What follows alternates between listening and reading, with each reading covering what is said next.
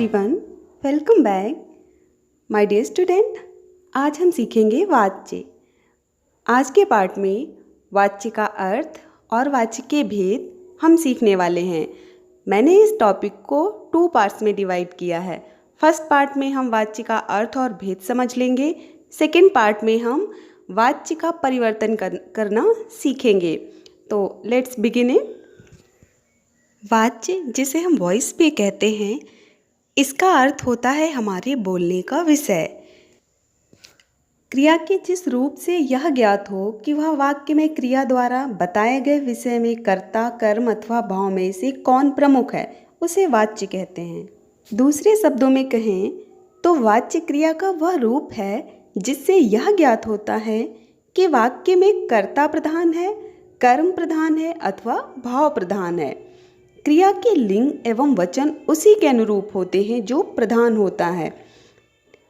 इस परिभाषा के अनुसार वाक्य में क्रिया के लिंग वचन या तो कर्ता के अनुसार होंगे अथवा कर्म के अनुसार या फिर भाव के अनुसार।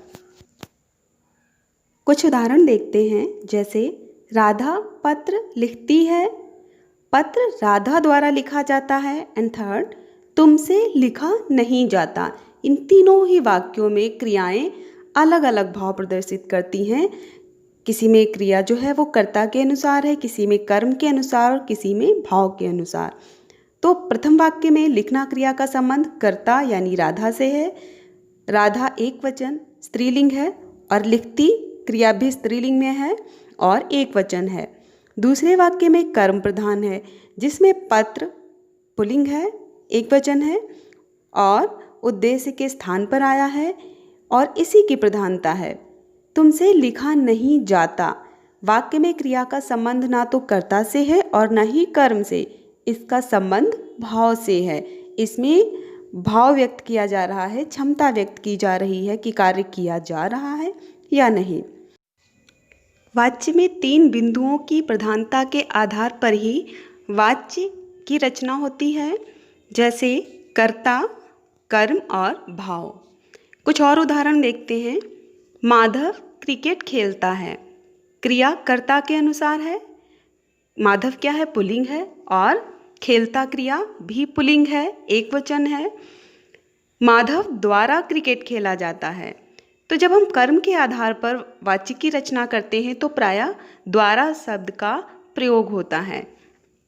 तो इसमें माधव के द्वारा क्रिकेट खेला जाता है, इसमें क्रिया कर्म के आधार पर है। माधव से क्रिकेट खेला जाता है, इसमें क्रिया भाव के अनुसार है। वाच्य के भेद। वाच्य के निम्न 3 भेद हैं: कृतवाच्य, कर्मवाच्य और भाववाच्य। तो पहले हम समझेंगे कृतवाच्य। जब वाक्य की क्रिया के लिंग वचन और पुरुष कर्ता के लिंग वचन और पुरुष के अनुसार हो तो कृतवाच्य कहलाता है। सरल शब्दों में क्रिया के जिस रूप में कर्ता प्रधान हो उसे कृतवाच्य कहते हैं। इसमें लिंग एवं वचन प्रायः कर्ता के अनुसार ही होते हैं। उदाहरण के लिए देखते हैं। रमेश केला खाता है, दिनेश पुस्तक पढ़ता है।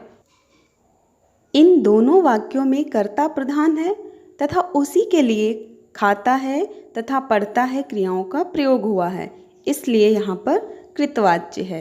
क्योंकि दोनों ही कर्ता जो हैं, रमेश वो भी पुल्लिंग है, एक वचन है, दिनेश वो भी पुल्लिंग है, एक वचन है और क्रियाएं भी हमारी इन्हीं के अनुरूप हैं। खाता है पुल्लिंग है और एक वचन है, पढ़ता है पुल्लिंग है और एक वचन है।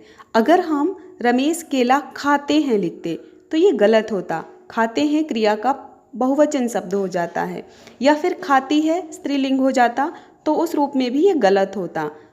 तो I hope you understood this. कर्मवाच्य। जब वाक्य की क्रिया के लिंग वचन और पुरुष कर्म के लिंग वचन और पुरुष के अनुसार हो तो कर्मवाच्य कहलाता है, अथवा क्रिया के उस रूपांतर को कर्मवाच्य कहते हैं जिससे यह ज्ञात हो कि वाक्य में कर्ता की प्रमुखता न होकर कर्म की प्रमुखता है। सरल शब्दों में कहें, क्रिया के जिस रूप में कर्म प्रधान हो उसे कर्मवाच्य कहते हैं। या जहाँ क्रिया का संबंध सीधा कर्म से हो तथा क्रिया का लिंग तथा वचन कर्म के अनुसार हो, उसे कर्मवाच्य कहते हैं।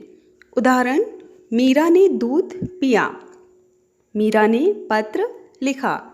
पहले वाक्य में मीरा कर्ता स्त्रीलिंग है, परंतु पिया क्रिया का एक वचन और पुल्लिंग रूप है। तो यहाँ पर क्रिया और कर्म दोनों एक समान हैं, दोनों के लिंग और वचन एक जैसे हैं, इसलिए यहाँ पर कर्मवाच्य है। दूसरे वाक्य में भी मीरा स्त्रीलिंग है, परंतु लिखा क्रिया का एक वचन पुल्लिंग रूप पत्र के अनुसार आया है, तो अतः स्पष्ट है कि यहाँ भी कर्मवाच्य है। कर्मवाच्य में हमेशा हमें यह ध्यान रखना चाहिए कि यहाँ क्रिया सदैव सकर्मक ही होती है, क्योंकि ये कर्म प्रधान है, तो कर्म के बिना हम इसकी रचना नहीं कर सकते। नाउ भाववाच्य। जब वाक्य की क्रिया के लिंग वचन और पुरुष कर्ता अथवा कर्म के लिंग वचन और पुरुष के अनुसार न होकर एक वचन पुल्लिंग तथा अन्य पुरुष हों, तो भाववाच्य कहलाता है। दूसरे शब्दों में, क्रिया के जिस रूप में ना तो कर्ता की प्रधानता हो ना ही कर्म की, बल्कि क्रिया का भाव ही प्रधान हो, वहाँ भाववाच्य होता है, और साथ ही यह निषेधवाचक भी होता है। इसमें निषेधार्थक वाक्य ही प्रयुक्त होते हैं। इसमें क्रिया सदैव पुल्लिंग होती है, अन्य पुरुष होती है और एक वचन में होती है तथा अकर्मक भी होती है। उदाहरण, मोहन से टहला नहीं जाता, मुझसे उठा नहीं जाता, धूप में चला नहीं जाता। इन सभी वाक्यों में कर्ता या कर्म की प्रधानता नहीं है, बल्कि भाव की प्रधानता है, और ये क्रियाएं भाववाच्य का ही उदाहरण हैं। कुछ ध्यान रखने योग्य बातें हैं कि भाववाच्य का प्रयोग विवशता असमर्थता व्यक्त करने के लिए ही होता है। भाववाच्य में प्रायः अकर्मक क्रिया होती है। भाववाच्य में क्रिया सदैव अन्य पुरुष पुल्लिंग और एक वचन में होती है। इन बातों का ध्यान हमें हमेशा रखना है जब हमें वाच्य परिवर्तन करना है। I hope you understood this topic very well. Now, once we will recap it, after that we will go towards homework. So, what we have learned today? We have learned वाच्य। वाच्य अर्थात वॉइस, हमारे बोलने का विषय। वाच्य 3 प्रकार के होते हैं: कृतवाच्य, कर्मवाच्य, भाववाच्य। कृतवाच्य जब क्रिया कर्ता के अनुसार हो।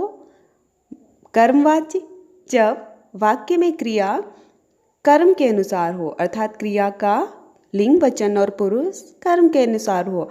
और भाववाच्य जिसमें ना तो कर्ता प्रधान होता है ना ही कर्म, और भाववाच्य में हमेशा भाव की प्रधानता होती है। क्रिया अन्य पुरुष एक वचन और पुल्लिंग में होती है। इसके वाक्य प्रायः निषेधार्थक होते हैं। So now it's time of homework. Look at the slide. Some questions I has provided for practice. In these questions you will get some optional questions, some multiple questions and one line questions. Like वाच्य किसे कहते हैं, वाच्य के भेदों का वर्णन कीजिए, these you have to describe.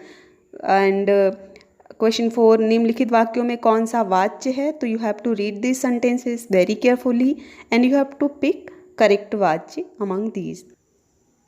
These are multiple type of questions. Read them very carefully. After that you pick the correct one.